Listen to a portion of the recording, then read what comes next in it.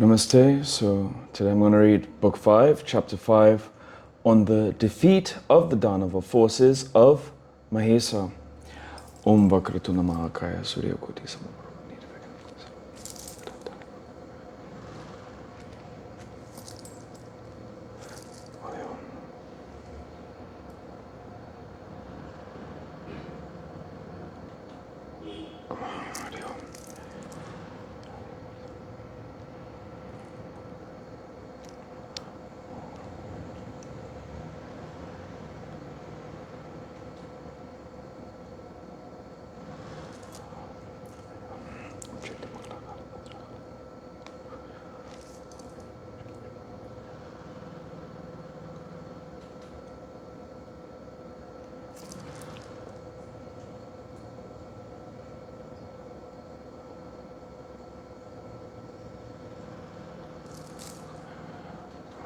Hari Om Tat Sat.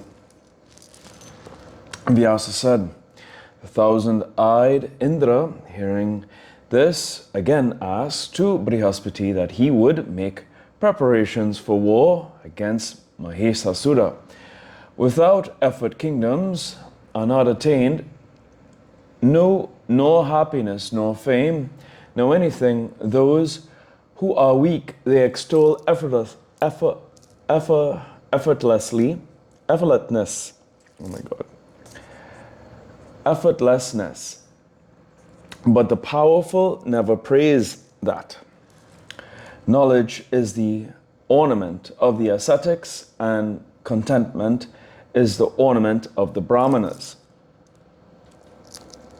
But those who desire lordship over powers, effort, and prowess to destroy one's enemies are their excellent ornaments. O Muni, I will kill this Maheshasura by my heroism, and as I had of old destroyed Vitra, Namuchi, and Balasura. You are the Deva Guru. You are the Deva Guru, therefore you are my thunderbolt and my strength. The immortal Hari and Hara also will help me in this. O Guru, preserver of my honor and prestige, now recite the mantras calculated to remove all the obstacles towards my victory. I too am making preparations and raising up my own forces to wage up war against the Danava Mahesa. Vyasa said, on hearing Indra's words, Brihaspati smiled and said, O Lord of the Devas, I see you are bent on fight. I will neither stimulate you to fight, nor shall I make you desist from the purpose. The issue is doubtful. There may be defeat or there may be victory. O Lord of Sachi, you are not to blame at all in this matter. What is written in the book of fate will come to pass, be it victory or defeat. I am not aware of the future in this respect. O child, you know already what an amount of suffering I had to endure in times gone by when my wife had been stolen. O destroyer of the enemies, my wife had been stolen by Moon, who turned out my enemy, living in my stage of an householder. I was put to all sorts of miseries, deprived of all my happiness. O Lord of the Suras, I am renowned in all the worlds as a man of much wisdom and intelligence. Where there was my intelligence, when Moon carried away perforce my wife, O Lord of the Suras, to my mind, the success or failure depends entirely on destiny, yet intelligent ones should always resort to efforts and being energetic.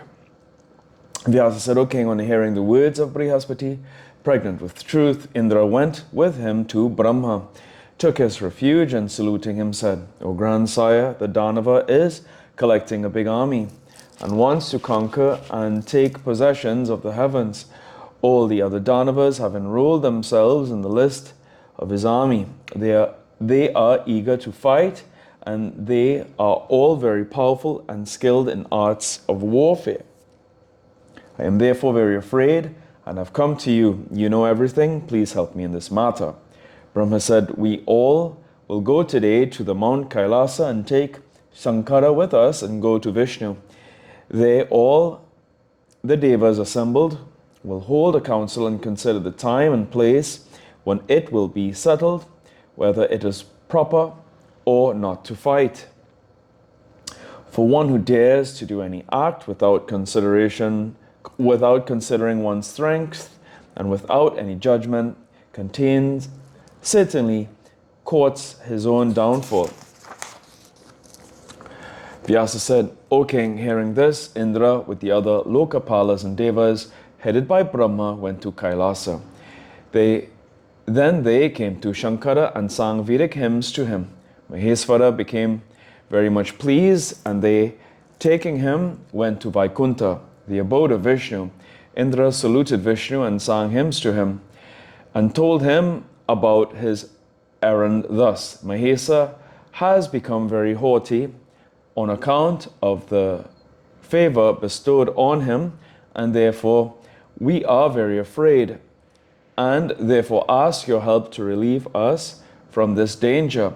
Vishnu then, hearing the cause of fear, told him, we all will fight and kill that demon. Vyasa said, O king, thus settling the question, Brahma, Vishnu and Hari and Indra and the other devas riding on their own vahanas, means of conveyance, respectively dispersed, while Brahma on his vehicle Swan, Vishnu on his Garuda, Shankara on his bull, Indra on his elephant, Aryavata, Kartika on his peacock, and Yama, the god of death, on his Vahana, the buffalo, were on the point of going with the other Deva forces. The army of the Danava, Mahesa, met them on their way, all fully equipped with arms and weapons. A dreadful fight then ensued between the Devas and the Danavas. Arrows, axes, prasas, musalas, clubs, parasus, pickaxes, gadas, clubs, patisas, sulas, tridents, chakras, discus, shakti weapons, tomaras, mudgaras, pindipalas, langalas, and various other deadly weapons appeared on the scenes with which they fought against one another. The commander-in-chief of Mahesa, the very powerful Chiksuda, shot 5 sharp arrows at Indra.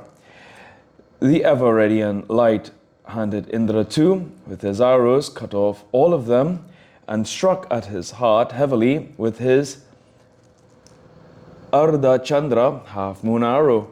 The commander-in-chief, struck by this arrow, fell senseless on the back of his elephant. Indra then struck the trunk of the elephant with his Vajra, thunderbolt. The elephant, then severely struck with the Vajra, fled away into the Danava forces.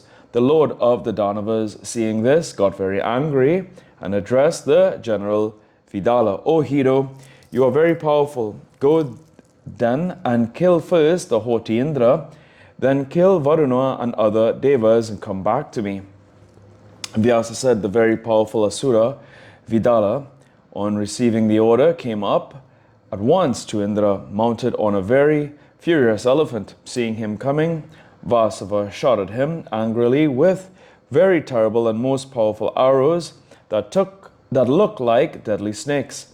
But the demon too, out of those arrows at once with his excellent arrows, and quickly shot at Vasava 50 arrows sharpened on stones. Indra cut off all those, and being infuriated, shot again sharp, deadly, serpent-like arrows at him, and cutting off again all his enemies, arrows by arrows discharged from his bow, struck the elephant's trunk with his Gada, club. The elephant, being thus struck on his head, cried aloud in a distressed tone, and being afraid, turned back, thus killing the Danava forces as he fled away. The general Vidala, seeing the elephant fleeing away from the battlefield, mounted on a beautiful chariot, and instantly appeared before the Devas to fight with them. Seeing the Danava coming again on a chariot, Indra shot at him sharp arrows after arrows like venomous snakes. The powerful Danava too, infuriated, hurled at him terrible arrows. Then a sharp conflict ensued between Vasava and the Danava. Finding the Danava powerful, Vasava's senses were confounded with anger. He then took his son Jayanta before him and began to fight. Jayanta stretched his bow tight and shot at the breast of the Danava, swelled with pride. 5 sharp arrows with his full strength. Thus shot at by the network of arrows, the Danava fell unconscious on the chariot. The charioteer then fled away with his chariot from the battlefield. Thus on the Danava Vidala, becoming unconscious and being taken away from the field, the Dunduvis, drums, and the Devas were resounded, and great acclamations of victory to the Devas were heard. The Devas were very glad and sounded hymns before Indra. The Gandharvas began to sing, and the Apsaras began to dance. O king, hearing the loud acclamations of victory to the Devas, Mahesa became very angry and ordered the Danava Tamra, the destroyer of enemies' pride, to go to the battlefield. Tamra appeared in the battle, and coming face to face with many Deva warriors, hurled on them showers of arrows. Varuna appeared with his Pasa weapon, and Yama, mounted on his buffalo, appeared with his Danda staff. A terrible fight then ensued between the Devas and Danavas, and the weapons, arrows, axes, musalas, shaktis, and parasus glittering in the fields. Yama, raising his danda with his hands, struck at Tamra, but the powerful Tamra, though severely struck, was not at all moved and remained firm in his place in the field. On the other hand, Tamra, violently drawing his bow, hurled a mass of sharp arrows at Indra and the other Devas. The Devas got angry and shot at the Danava multitudes of divine arrows sharpened on stone, and frequently called aloud, "Wait, wait!" The Danava Tamra, thus shot at by the arrows of the Devas, fell unconscious in the battlefield. The Danava forces got afraid, and a cry of universal consternation and distress arose. Here ends the 5th chapter of the 5th skanda on the defeat of the Danava forces of Mahesa in the Mahapuranam Srimad Devi Bhagavatam of 18,000 verses. Om Jayanti Mangala Kali Badra Kali Kapalita Lakshmi.